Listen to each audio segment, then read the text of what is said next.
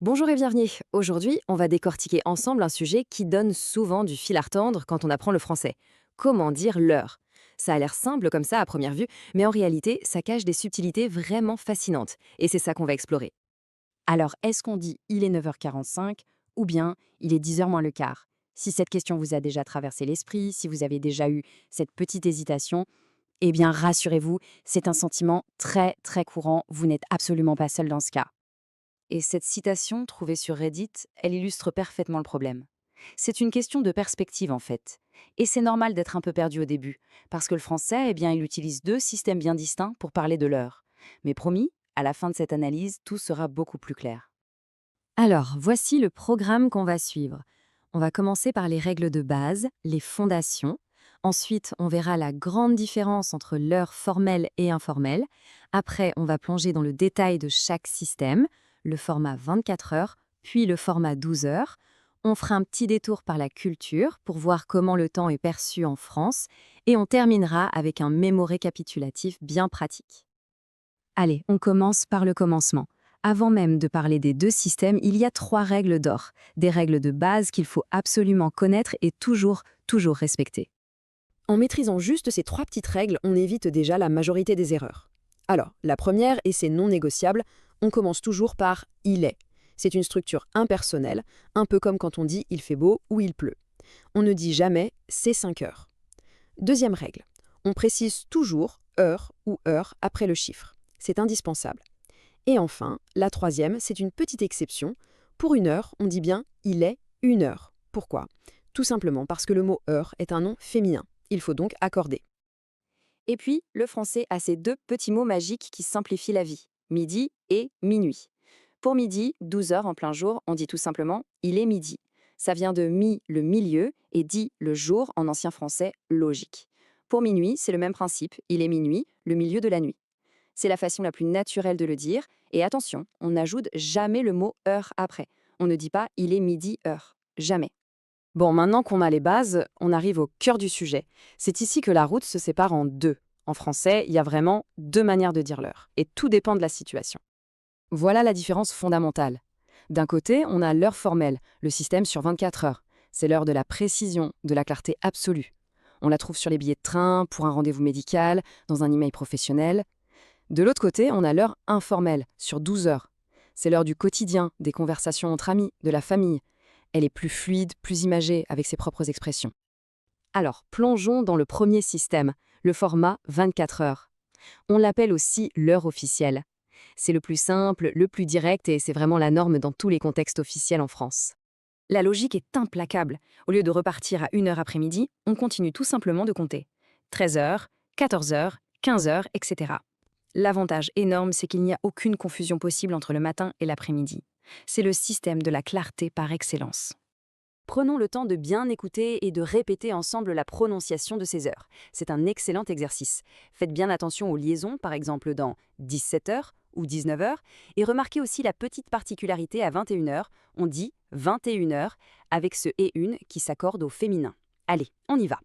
Il est 13 heures, il est 14 heures, il est 15 heures, il est 16 heures, il est 17 heures, il est 18 heures, il est 19 heures, il est 20 heures, il est 21 heures, il est 22 heures et il est 23 heures. Et pour les minutes, dans ce système, c'est encore plus simple. Pas de prise de tête. On lit les chiffres, c'est tout. On dit l'heure, puis on dit les minutes. Par exemple, 20h45, c'est 20h45. 14h55, c'est 14h55. C'est direct, logique, et il n'y a absolument aucune place pour l'ambiguïté. Bien, on a vu le côté officiel, facile.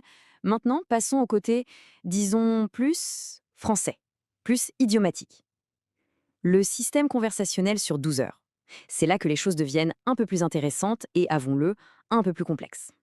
Pour la première moitié de l'heure, de la minute 1 à la minute 30, la logique est additive. On ajoute les minutes à l'heure qui vient de passer. On a deux expressions spéciales. Pour 15 minutes, on dit écart et pour 30 minutes, et demi. Attention aux petits détails, on écrit demi avec un E à la fin parce qu'on accorde l'adjectif avec le mot heure qui est féminin. C'est une demi-heure.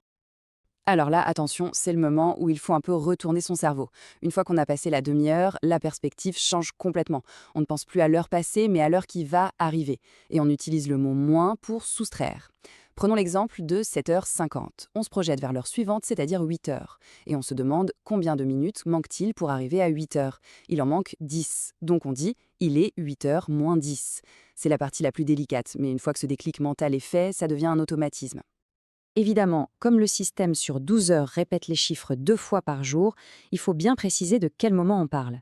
En français, on n'utilise pas vraiment AM ou PM, c'est un peu trop mécanique. On préfère situer l'heure dans le déroulement naturel de la journée. On va donc ajouter du matin, de l'après-midi ou du soir. C'est beaucoup plus descriptif et plus ancré dans le vécu.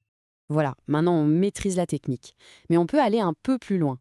Parce que savoir dire l'heure, c'est une chose, mais comprendre le rapport que les Français entretiennent avec le temps, c'est vraiment la clé pour une aisance non seulement linguistique, mais aussi culturelle. Prenez ce concept, le quart d'heure de politesse. C'est une règle non écrite, purement sociale. Si on est invité à dîner, arriver pile à l'heure, c'est presque impoli. Ça peut mettre la pression sur les autres. Alors on arrive avec 10 ou 15 minutes de retard. Ça s'en dit long sur la flexibilité du temps dans les relations sociales.